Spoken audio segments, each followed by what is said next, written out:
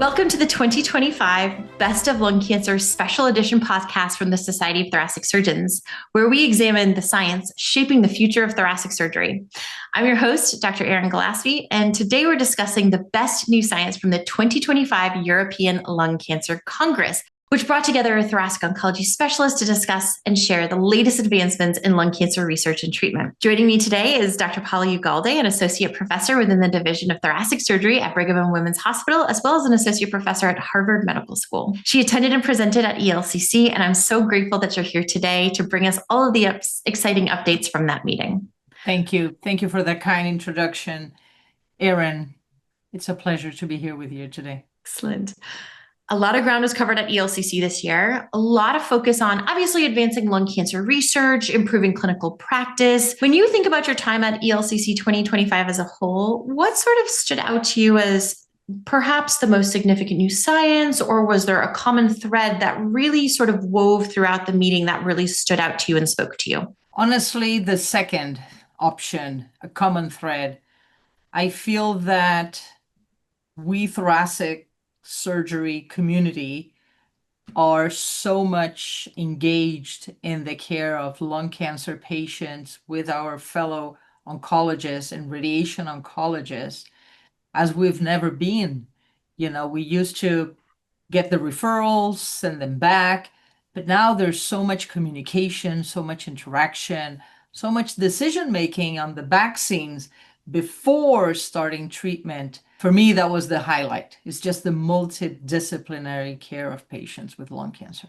I love that. I think it's one of the richest things that maybe we don't even talk to our learners about in our field, that working in just thoracic medicine, whether you're in oncology, radiation, radiology, pathology, surgery, it really is a field that demands such complex multidisciplinary management conversations. To me, it adds a huge amount of richness to my practice every day. I really love it. I love that really stood out to you.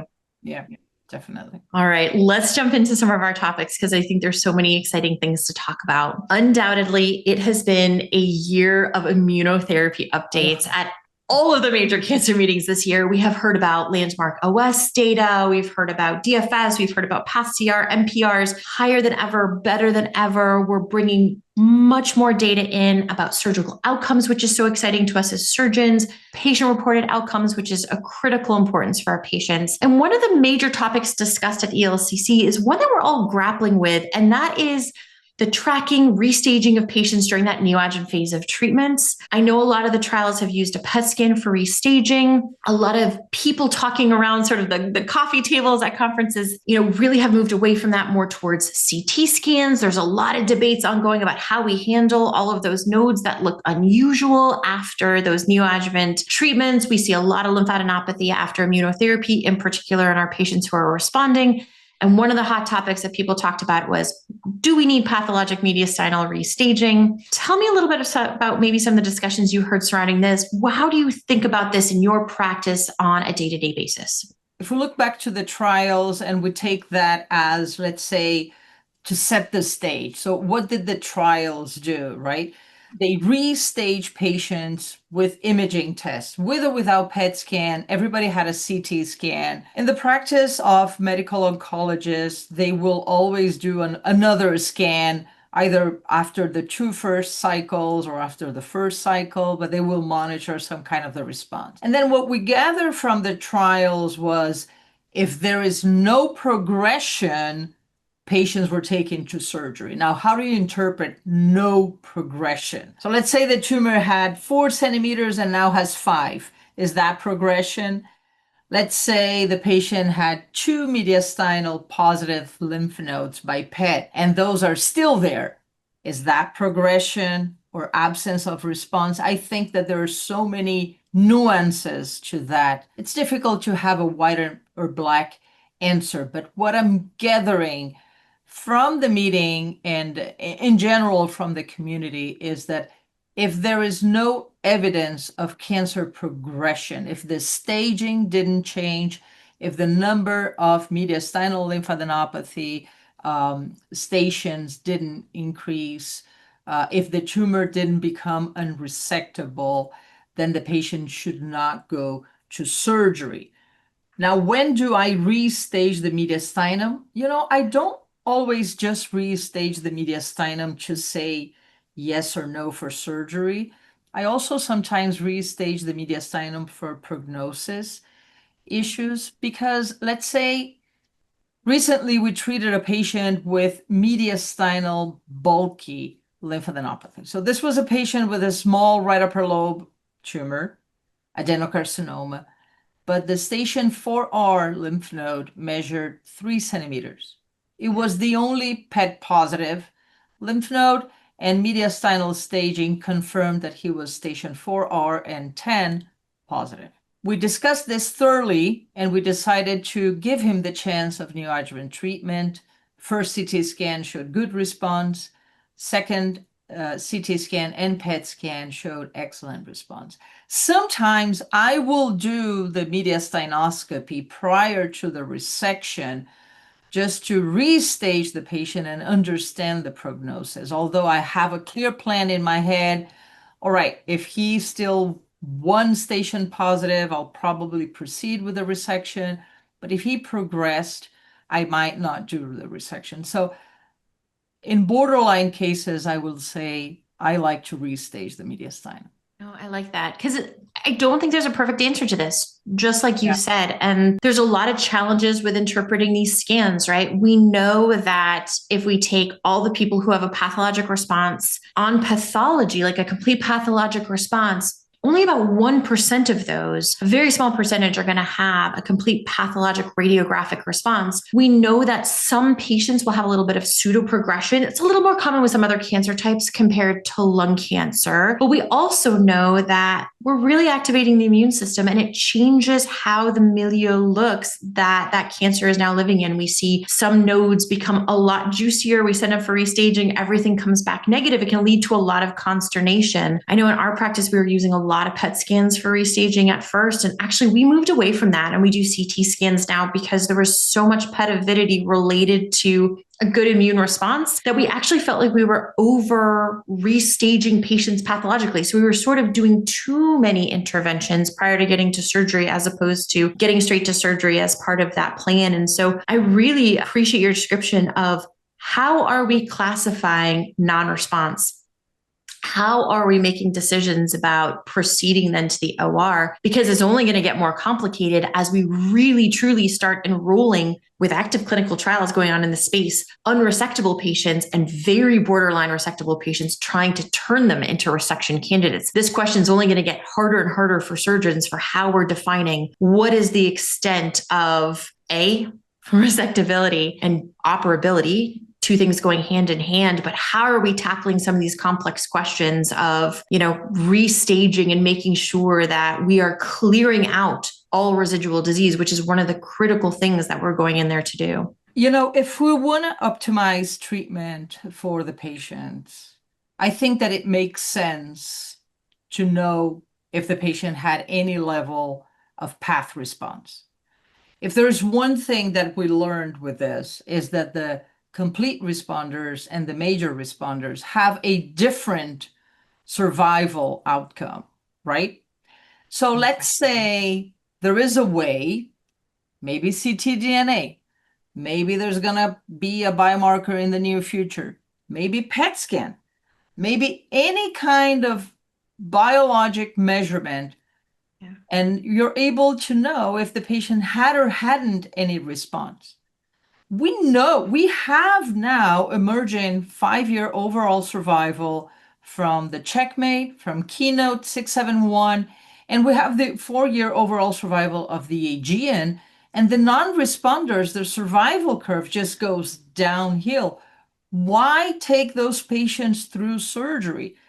In my mind, the borderline patients, the ones that have high volume of tumor disease, glued to the aorta, glued to the cava, glued to the heart, potentially infiltrating the diaphragm, the chest wall, pancreas, those cases in which the resectability potentially could affect significantly the quality of life of patient. I think that we have a huge mission in our hands today to really assess if surgery will benefit the patients. In In the pre-era where we did chemo and radiation and then surgery, prior to Pacific even, we didn't really have many options, right?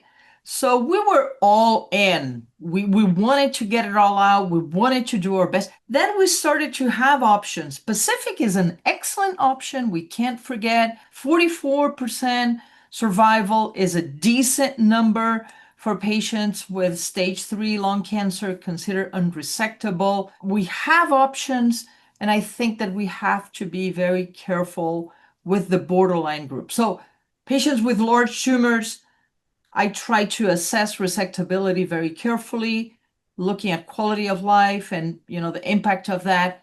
But patients with mediastinal lymphadenopathy, I really want to try to make sure that they had some response to give them the benefit of radical resection.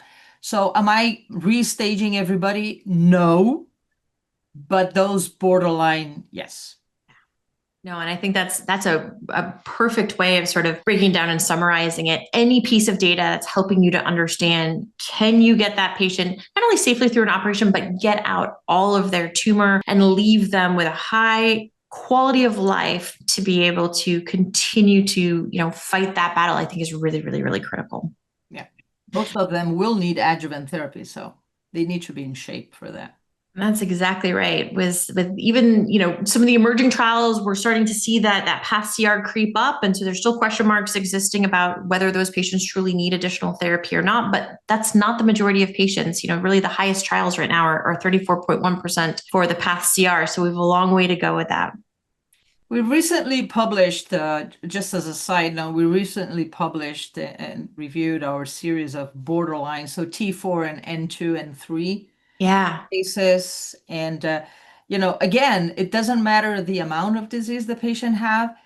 If he has a complete response, his survival curve is like a flat line in the 90s. Yes. So how do we find them? That's the question. That's exactly right. That's exactly right. I want to grab onto one of the things you mentioned actually in the case description, because I think this partners and actually transitions us beautifully into the second topic that I wanted to dive into. So as a lot of our listeners know, we are all working on getting familiar and comfortable with our 9th edition of lung cancer staging. If you haven't had the chance to dive into it too far yet, this is the time period of nodes and metastatic disease, and really the landmark change that everybody is navigating is the subdivision of N2. So we have N2A single station, N2B multi-station. And importantly, N2 positivity on its own no longer guarantees a stage 3A, with small tumors. So really changing how we think about some of these cancers. In the contemporary era of chemoimmunotherapy, we see a lot of trials really sort of throwing out some of our old rules of single station N2 disease falling into that resectability category,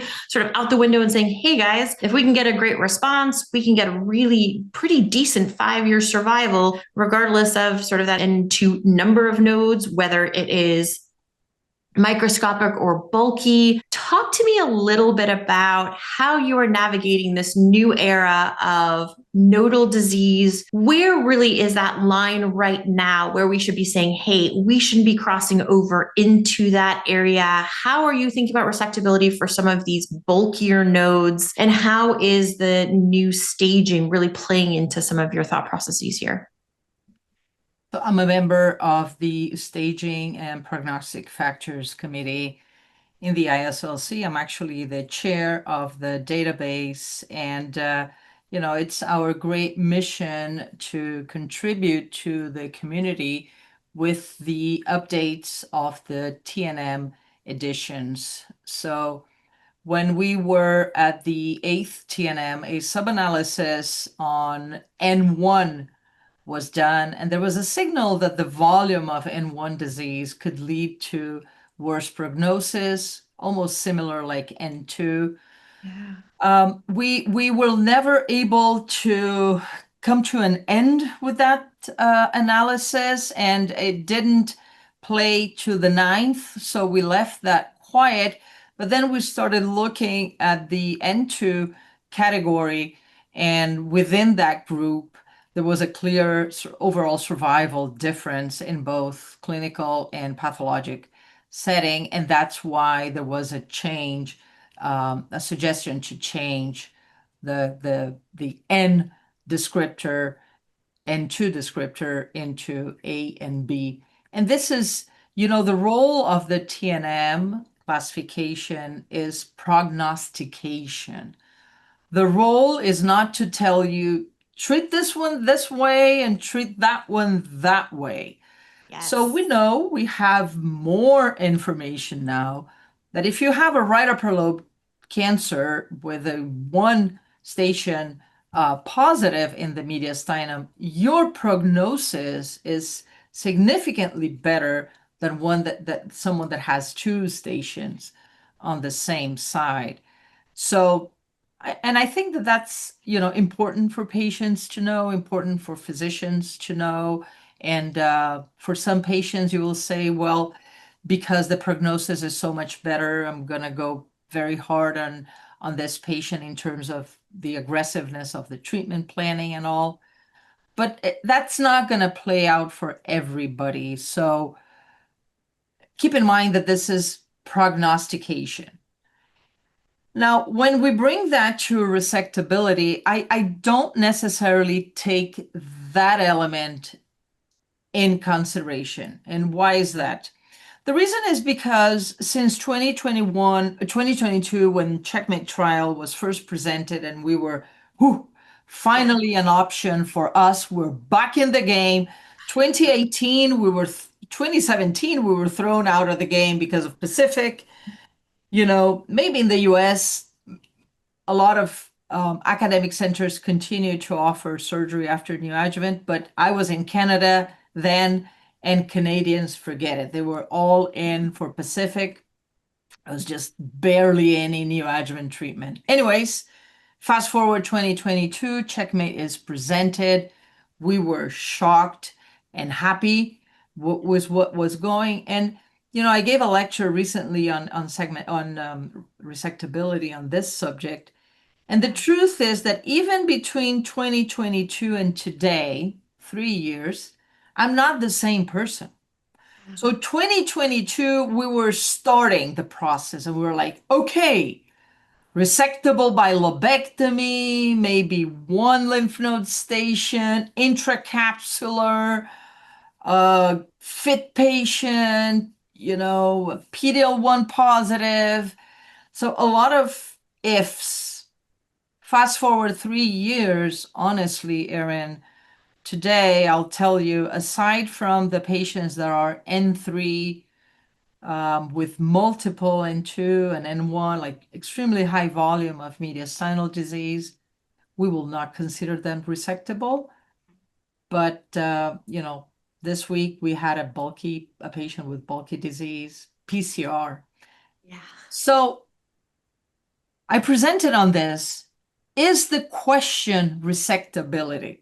Is that the question? And if you tell me, Paula, yes, that is the question, then I will tell you, okay, can we talk about resectability after 2 or 3 cycles of chemo IO? And then I'll tell you if it's resectable or not.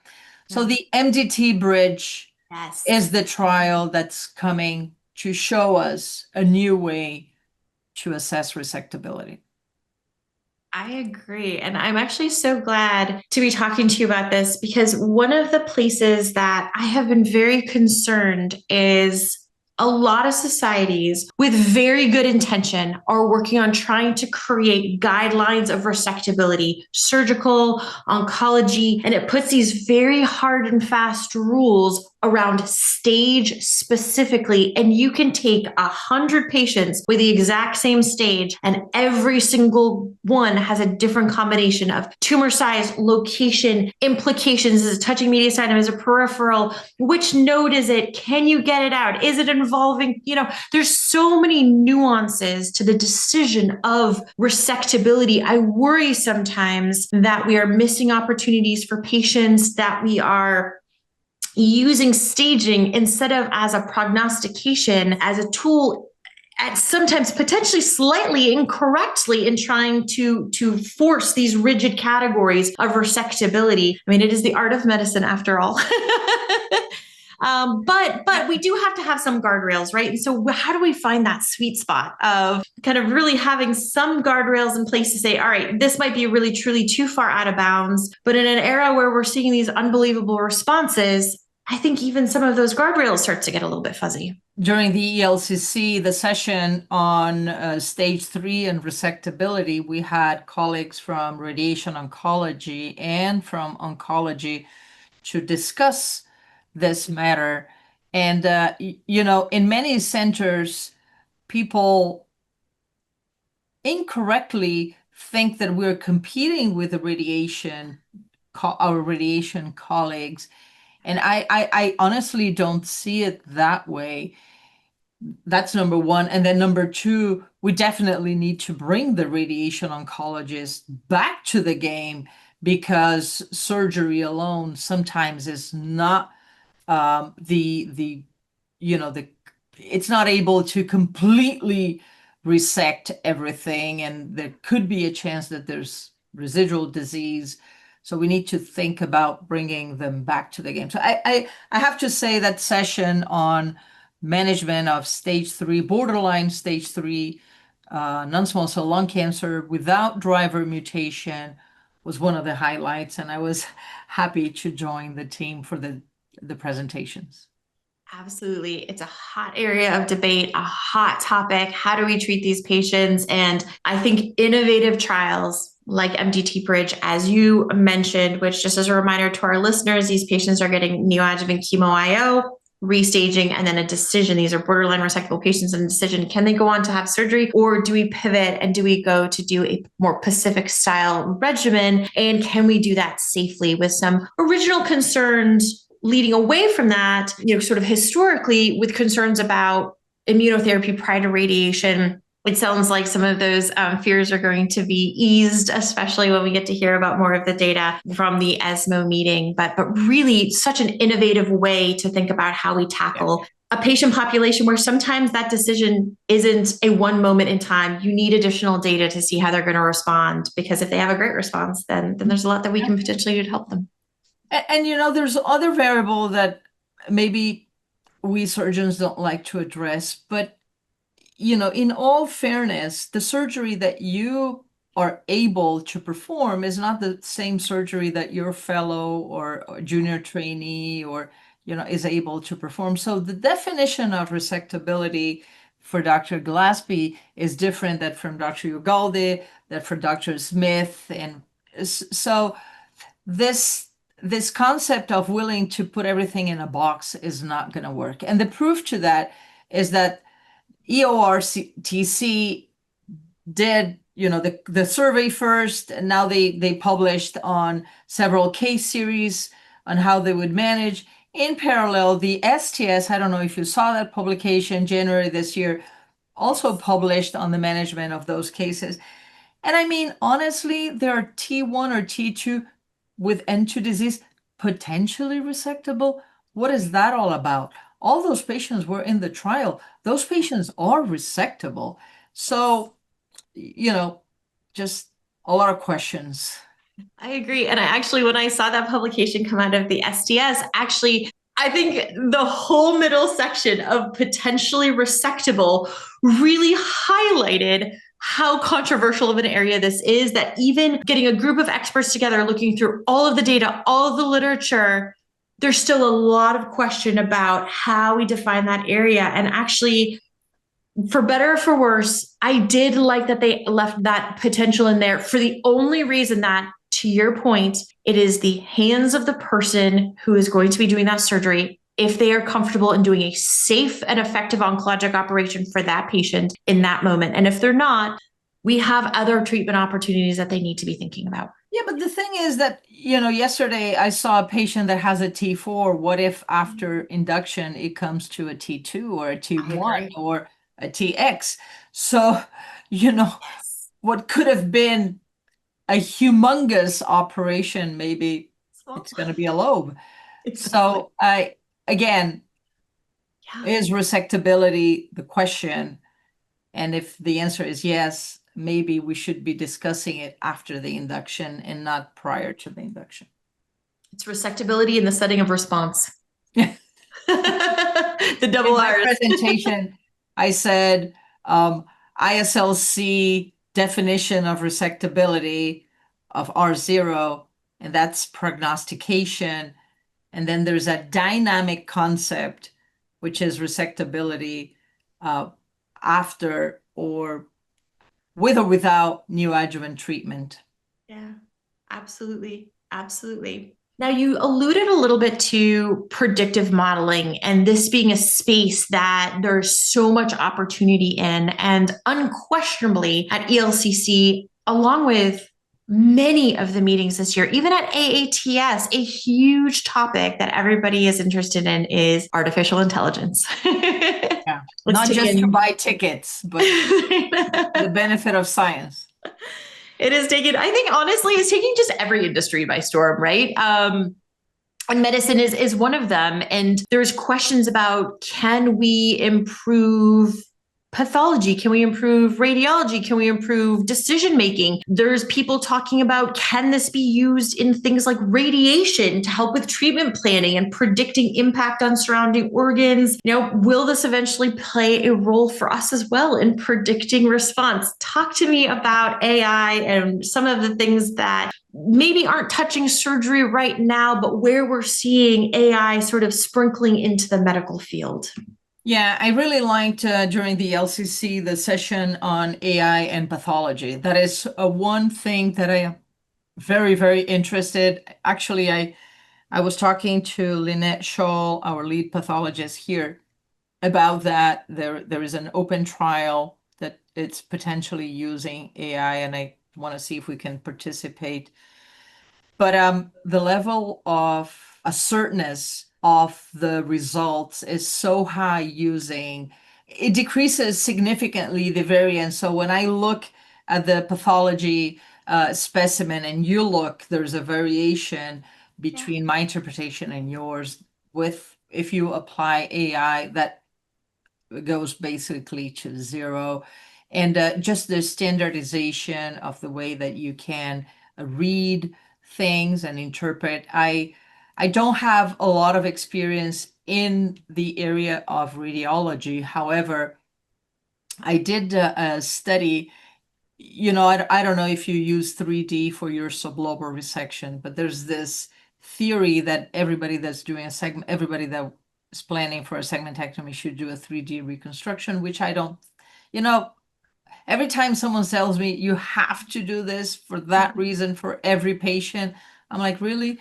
The question for me was, am I performing bad in my segmentectomies because I don't use 3D? That was my hypothesis. I like it.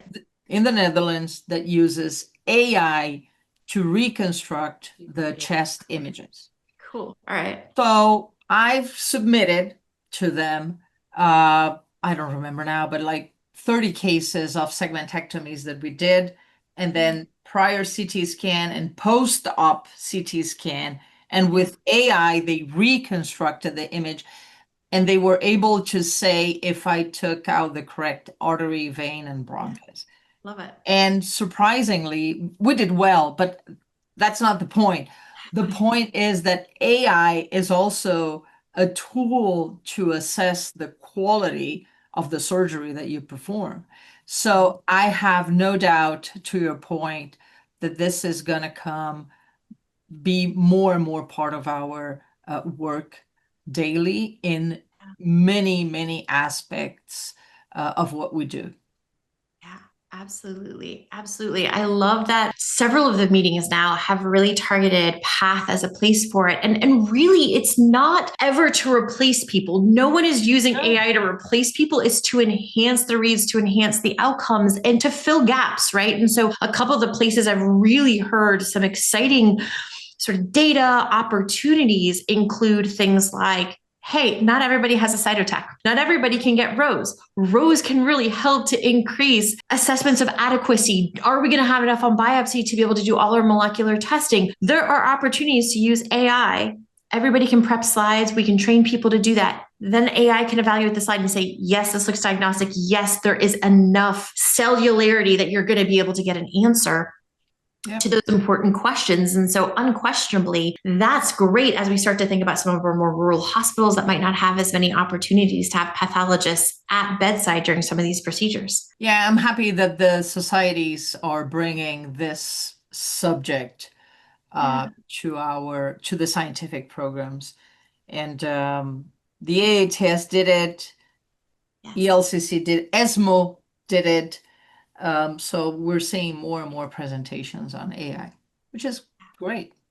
Absolutely. Getting incorporated into the medical record systems and unquestionably, really one of the leaders of PAC, I think, was radiology. I mean, they really have been using decision-making tools, predictive modeling for more than a decade now. If we think about Canary and some of the early technologies that came out with sort of nodule predictors, identification on scan, they've really helped to move that needle significantly in the medical field, which is really exciting. Yeah. And for the screening programs, I think it's going to be key in the future. Because I mean, it's hard when you compare scans after scan after scan after scan. So, yeah. Absolutely. Absolutely. Every single meeting, one of the things that I love to hear is quality of life for patients. It's a huge topic at all the lung cancer meetings this year. We're reporting on these wonderful outcomes, but we're also making sure that we're holding patient goals at the front and center of our clinical trials, of our treatment regimens. And this, I think, goes in hand in hand beautifully when we think about things like length of treatment. And one of the topics that came up at ELCC this year was, should we be treating patients for as long as possible with some of our targeted agents? Do we need to be thinking more creatively about de-escalation just as much as we think about escalation? Paula, give me some of your thoughts on the sweet spot there. Well, it's a great question. And I have to say, in my mind, I'm not an oncologist, just as a disclosure, but, target therapy, I see that in one way compared to the patients without a driver mutation. So patients that have a driver mutation, my question would be, should we stop it? I mean, I would be, we're seeing trials now with osimertinib for 3 years. We're seeing trial with open end. 5 years open end, yes. So, and I think that for the ALK patients, it's just going to be the same. So that's one lane. I think that should we stop it? I mean, maybe for the early stage, yes, but for the more advanced stage, I would be concerned. Yeah. But the other patients, right? The patients that we did a complete resection, the patients that are having neoadjuvant treatment and have a complete pathologic response. I mean, the tumor is dead. Yes. All the viable tumor cells are dead from the lymph nodes and from the lung. What else are we doing? Why are we giving more treatment? Why are we giving 13 months, 12 months of treatment? I don't know. These are trials that are driven by pharma. We need to keep that in mind. It is important to talk to our patients. It's important to assess the toxicity. It is important to understand how they're responding to those treatments. But I would be very much in favor of de-escalation. I'm hoping that the Nadim-2 trial would shed some light on that matter, since they treated patients for 6 months in the adjuvant setting instead of a year. But I don't know. I don't have an answer for that one. Yeah, it's tough, right? Because a lot of the lengths of treatments are extrapolated from metastatic trials, which is a very different disease setting and sometimes biology. We're thinking about managing patients, different levels of functional status. And so I agree, really thinking creatively about length, what is truly needed to get the patient the best possible outcome and cure is always really critical. And making sure to continue to ask patients, are we meeting your goals? Is this meaningful to you? Is really, really critical. Our oncologists here at Dana-Farber, they have agreed to not give more adjuvant therapy when patients have a complete pathologic response. Yeah. Which I think is really good. Same here, especially after that OS data that came out of Checkmate 816. Everyone was like, we can stop. Exactly. It makes sense. It makes Yeah, it does. It does. All right, Paula, you've given me so much of your beautiful time. I cannot thank you enough. Give me a couple of key take home points that you really loved and took away from this meeting, things that you are most excited about heading into the future. Heading into the future, I want to make sure that we prioritize the quality of life of our patients and we communicate well with our team, the full team, oncologists, radiation, radiology, thoracic surgeon, nurses, nurse coordinator, everybody like a big football team on behalf of our patients. I think that we have to listen to what the patients want. What is their goal? Is their goal survival? Is their goal cure? Is their goal quality of life? Should we be operating on everybody? We have to listen to the patients. I love the ELCC meeting. I thought it was a small, cozy, very familiar meeting that we talked so much in depth about the care of lung cancer patients from stage 1 to 4, from palliative to curative intent. And it's just wonderful to be part of this large community where we hopefully will change the life of so many patients.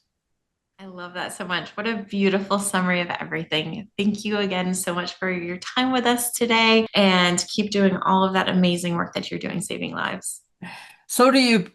Thank you so much for your contribution and congratulations for all your achievements. I think that it's wonderful to have a young female surgeon leading the way as you are, a big role model for all of us. Thank you. Oh, thank you. You guys, was that not such an exciting conversation with Dr. Ugalde? She is just so extraordinary. Now, I did want to take just a couple of minutes to highlight some other key trials that came out of ELCC this year. Now, I do have to make a confession. A lot of them are in the metastatic space. So those aren't quite as exciting to a lot of us who spend all of our time in surgery because those aren't really touching our patients for the most part right now. However, as we all know, a lot of the drugs that are big hits in the metastatic space are quickly trickling into our neoadjuvant and adjuvant space. So I want to make sure to highlight a few of these key outcomes so that as you guys start to hear more about these drugs, they feel familiar.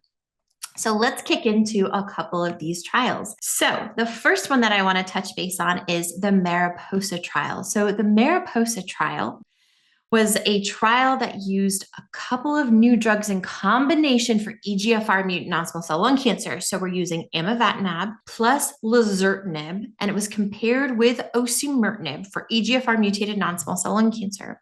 And actually, they were able to demonstrate with this new combination, the Ami-Lazer, that there was a significant overall survival benefit with using this in the first line, which is potentially redefining that standard of care. So we are all expecting that we might start hearing more about amivantamab and lazertinib heading and trickling into especially our locally advanced spaces. The LAURA trial, which we've all heard a lot about, continues to reinforce osimertinib's expanding role as consolidative therapy as well. So still a role, an important role for osimertinib. It is a great drug for our EGFR mutant non-small cell lung cancers, the LE5-8R mutations and exon 19 deletions, being used as consolidative therapy after chemoradiation in patients who are not operable stage 3 EGFR mutant disease.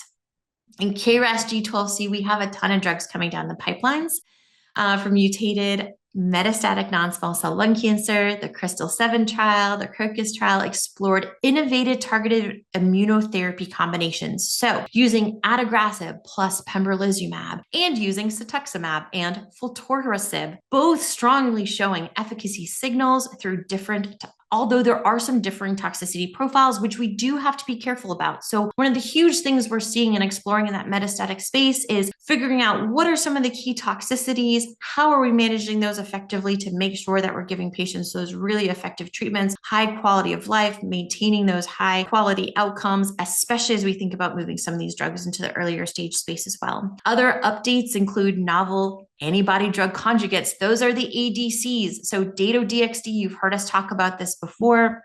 really, really making its way into a lot of spaces. And so we're seeing Dato-DXd in combination with osimertinib from the Orchard study. There was a lot of presentations on strategies to mitigate dermatologic toxicity in the Cocoon trial. Again, really hearing a lot about toxicity and how we manage that. And then, of course, new and emerging combinations in PD-L1 high metastatic space disease. So a lot of really exciting things coming down the pipelines. We're seeing better survival than ever in our metastatic space. And I think unquestionably, we're going to see some of these drugs making their way towards us, both in the neoadjuvant and adjuvant space in the near future. Thank you guys again so much for spending your time with us. For our listeners, you can find out more information and related resources at sts.org and in the show notes. Until next time, I'm Dr. Erin Gillaspie, podcast host for the Society of Thoracic Surgeons. Please continue to follow the 2025 Best of Lung Cancer Science Podcast Special Edition series, now available on all your popular listening platforms, including Apple, Spotify, and iHeart. And please don't forget to follow me on Thinking Thoracic, an STS podcast that offers candid conversations about the latest advancements and challenges in thoracic surgery. The podcast is also available on all your favorite listening platforms. Can't wait to see you guys next time.